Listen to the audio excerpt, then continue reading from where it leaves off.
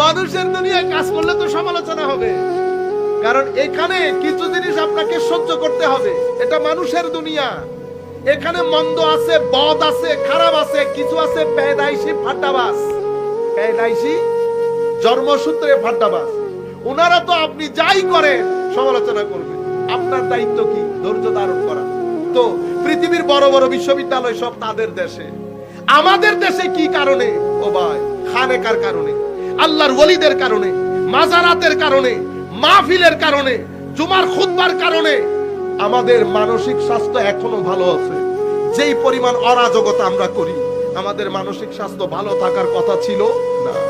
সম্মানিত উপস্থিতি, যে জায়গায় যে বিষয়ে কথা বলবো বলে ওনারা আমাকে অনুরোধ করেছিলেন, আমি সেই বিষয়ে প্রাইমারি কথা বলতে বলতে দিন আমরা অন্যদিকে চলে যাচ্ছি। সম্মানিত উপস্থিতি, আমি আপনাদেরকে বলতে চাচ্ছিলাম, খেতি যেমন করেন আল্লাহর ওয়াস্তে সন্তানদের প্রতি নজর দেন, আসল ক্ষেত বাড়িয়ে